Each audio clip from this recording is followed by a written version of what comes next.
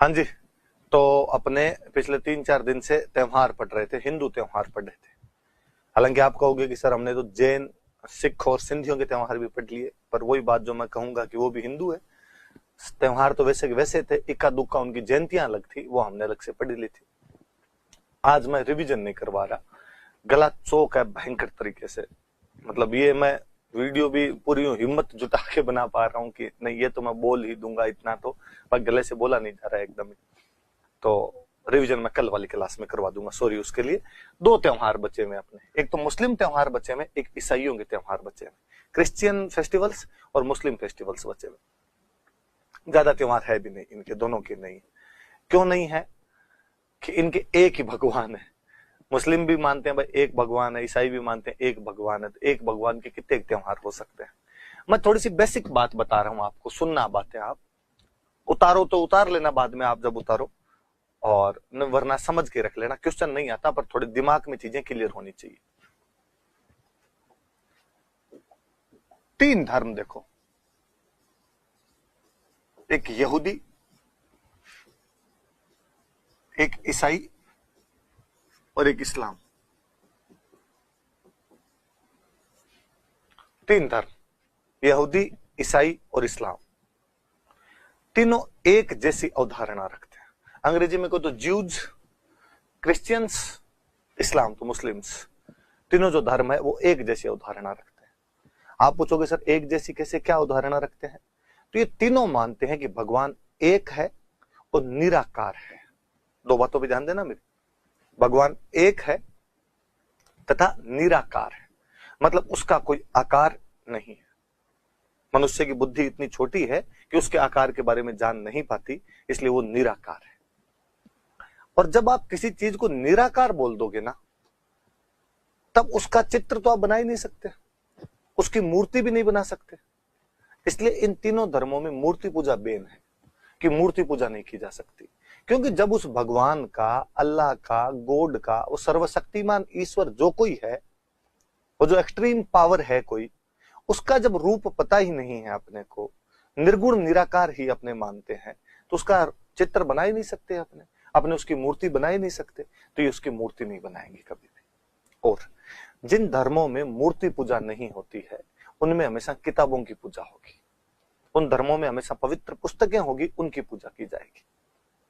अब तो ये तीनों धर्म ये मानते हैं, यहूदी, ईसाई और इस्लाम, कि भगवान एक है और वो निराकार है, मतलब उसकी मूर्ति पूजा अपने को तो नहीं करनी। ठीक है।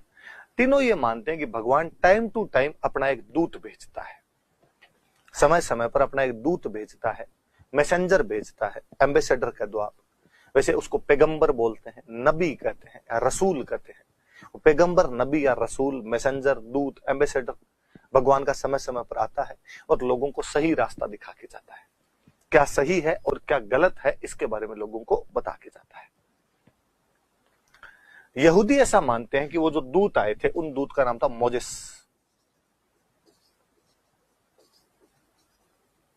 वो जो पहले दूत आए थे, उन दूत का नाम मोजेस था। जिन लोगों ने मोजेस की बात को स्वीकार कर लिया था, वो यहूदी है, वो ज्यूज है। हालांकि हम हिंदी में मोजेस को कहते हैं मूसा।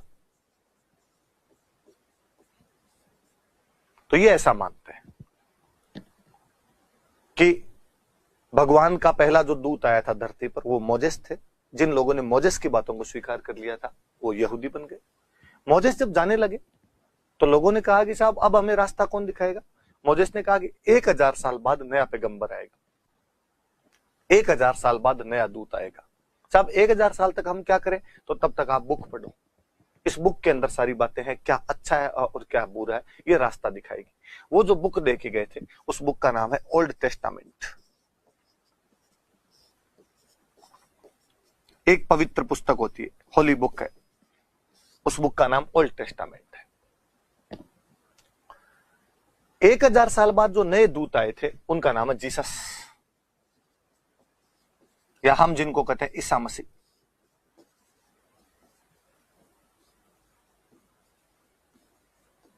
ईसा मसीह जीसस आए और इन्होंने आके कहा कि मैं नया दूत हूं आपका, मेरी बात मानिए।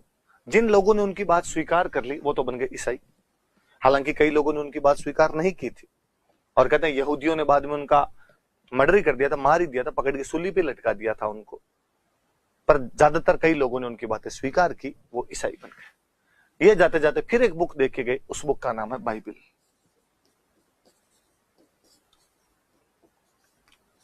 और फिर कहा कि 1000 साल बाद में नया दूत आएगा। 1000 साल बाद इस बार जो नए दूत आने थे वो जल्दी आ गए, और 570 ईस्वी के अंदर नए दूत आए। 570 साल बाद पैगंबर मोहम्मद साहब, पैगंबर तो दूत को पैगंबर ही बोलते हैं, इस बार पैगंबर मोहम्मद साहब आए।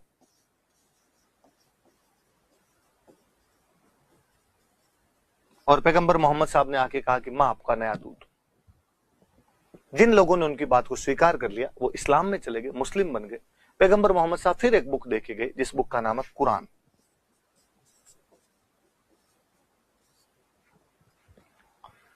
ये तीनों धर्म ये मानते हैं कि भगवान एक है, वो निराकार है, इसलिए मूर्ति पूजा नहीं हो सकती।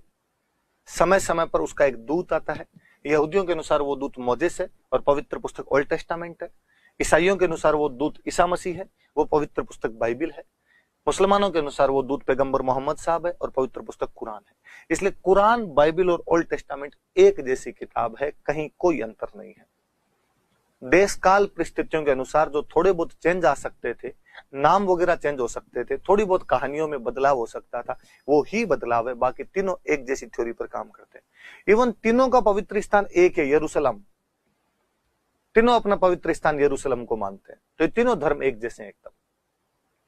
हिंदू धर्म ठीक इनके उल्टा है। ये तीनों ये भी मानते हैं कि एक पवित्र दिन होता है, सप्ताह में एक पवित्र दिन होता है। यहूदी कहते हैं वो पवित्र दिन है शनिवार, इसलिए मंदिर शनिवार को जाओ। ईसाई कहते हैं वो दिन आता है रविवार। मुस्लिम कहते हैं वो दिन आता है जुम्मा, शुक्रवार। एक भगवान, मूर्ति पूजा नहीं, एक दूत, एक पवित्र पुस्तक, एक पवित्र दिन। हिंदू ठीक इनके उल्टे हैं। हिंदुओं ने एक भगवान वाली थ्योरी में तो वैसे विश्वास नहीं किया और बहुदेववाद को स्वीकार किया।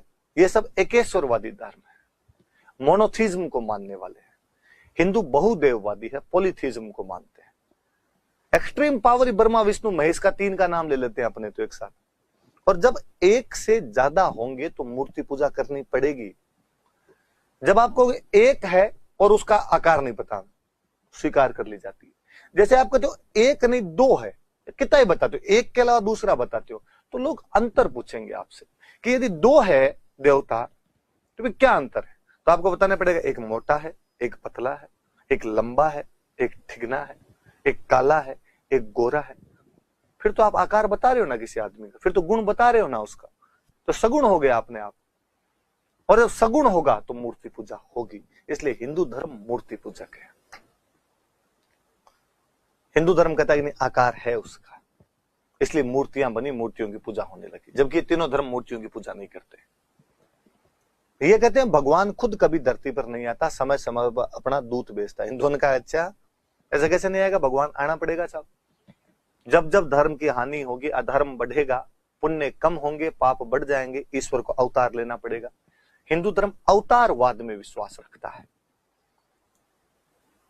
और कहा कि भगवान विष्णु अवतार लेंगे। 9 बार अवतार ले चुके हैं अब तक। मत्स्य अवतार से लेके भगवान बुद्ध तक 9 अवतार तो उनके हो चुके हैं। और हम कहते हैं उनका 10वां अवतार अभी आना बाकी है, कल की अवतार अभी आना बाकी है। और कल की अवतार उस दिन आएगा जब दुनिया में सब जगह पाप इतने अधिक बढ़ जाएंगे कि कल की भगवान आगे सब पापियों को मारेंगे, केवल पुण्य आत्मा ही बचेगी। वापस सतयुग शुरू होगा, फिर त्रेता आएगा, फिर द्वापर आएगा, फिर कलयुग आएगा, चक्कर घूमता चला जाएगा। इसलिए जहां ये धर्म कहते हैं कि भगवान खुद कभी नहीं आते, खुद आए तब तो लोग देख ले उनको। भगवान के दूत आते हैं, हिंदू ऐसा मानते हैं कि भगवान खुद आते हैं, अवतार लेते हैं बार बार। इनकारनेशन थ्योरी में विश्वास रखते हैं हिंदू। एक किताब से तो क्या ही पार पड़े, सिलेबस लंबा है। तो 4 तो वेद है, 18 पुराण है, 108 उपनिषद है और संजीव पास बुक तो कई खरीदनी पड़ती है। गीता, रामायण, महाभारत, मनुस्मृति, याज्ञवल्क्य स्मृति, खूब सारी किताबें खरीदनी पड़ेगी, तब जाके सिलेबस कंप्लीट हो पाएगा। पर जब भगवान या आपने देवता इतने ज्यादा मान लिए तो एक पवित्र दिन से पार कैसे पड़े? यहाँ तो सोमवार, मंगलवार, बुधवार भी खत्म हो गए, इसलिए किसी को पूनम देनी पड़ी, किसी को चौदस देनी पड़ी, किसी को छठ सातम देनी पड़ी। तो हिंदू धर्म ठीक इनके उल्टा बिहेव करता है। ये तीनों एक जैसे धर्म है। आज अपने राजस्थान में अपने चूंकि इस्लाम के मानने वाले भी रहते हैं, ईसाइयों के मानने वाले भी रहते हैं, इसलिए इनके त्योहार हम पढ़ेंगे। यहूदी तो अपने कोई रहे नहीं, तो आप इनके त्योहार तो अपने क्यों ही पढ़े। मैं थोड़ा सा पहले अपने इस्लाम के त्योहार पढ़ेंगे, पर उससे पहले मैं थोड़ी सी